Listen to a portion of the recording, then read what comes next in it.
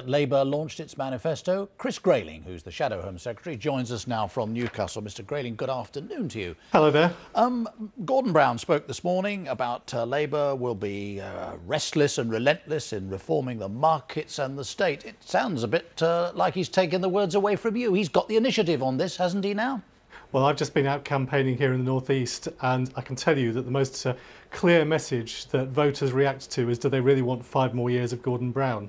What we had in the manifesto this morning was a series of reheated promises that Labour have already broken once.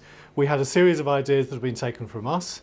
And we had a number of big promises that had absolutely no costing attached to them at all. So why on earth should anybody believe that somehow 5 more years of Gordon Brown would be a good thing? So that's how you're going to fight your campaign in future? Forget about policies, just go for the man? Well, we'll be announcing our manifesto ideas shortly, and I hope people will have the sense that there's a lot more meat, a lot more of a sense of direction for the country, a lot more ideas that can make a difference. You know, 13 years we've had this government in office, and can we honestly say at the end of it that we're better off than we were at the start? Now, there's been a huge amount of money spent, a huge number of ideas put forward, lots of promises broken, very little value delivered. VAT has come up today quite a bit, hasn't it? And Gordon Brown talking about not having raised the rate. The Tories were the last people to do that. What are you going to say about VAT? Are you prepared possibly to extend it? Possibly to put the rate up? Can you be clear with us on that? Well, why should we believe Gordon Brown about taxes? This is a man who said he wasn't going to increase income tax. He increased income tax rates. His manifesto today says he's not going to increase income tax, but he's planning to increase national insurance, which is effectively a very similar kind of tax this time next year. But what about you, Mr. Grayling? Come on, what are the Tories going to say about this? Are you going to give a promise, no VAT rise, no extension of VAT? We've said very clearly that a VAT rise is not part of our plans. There are tough times ahead, there are difficult issues we face, but we've set out plans over the next 12 months to reduce public spending in order to enable us to stop Labour's jobs tax. And again, I've been talking to small business people this morning. If we impose a jobs tax on those people in 12 months' time, it is going to damage their businesses and it will kill the recovery.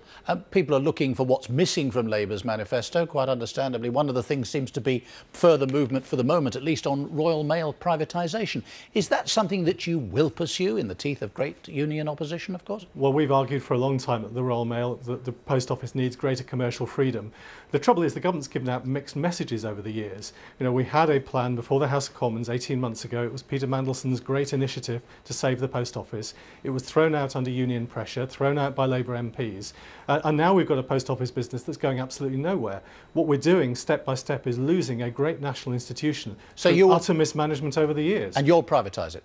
Well, we've argued that the Post Office must have greater commercial freedom in whatever form that comes, and it's just not happening at the moment. Now, Mr. Grayling, you've been out campaigning, as you were saying to me, in the northeast of England, but forgive me, we haven't seen much of you since a couple of weeks ago. You were recorded saying some things about that couple who declined to have a gay couple staying in their bed and breakfast. Has Mr. Cameron spoken to you about that? What's he said to you about it? Well, you've obviously not been watching your regional TV programmes, because I've been on BBC Regional TV, ITV Regional TV, local papers. I think today was my 16th or 17th marginal seat visit.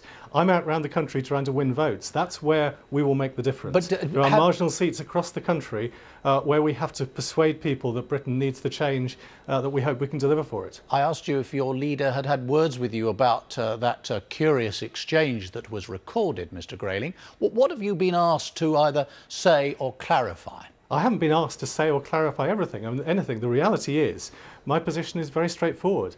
In a free vote at the House of Commons, I voted for the current law. In a free vote at the House of Commons, I voted for civil partnerships.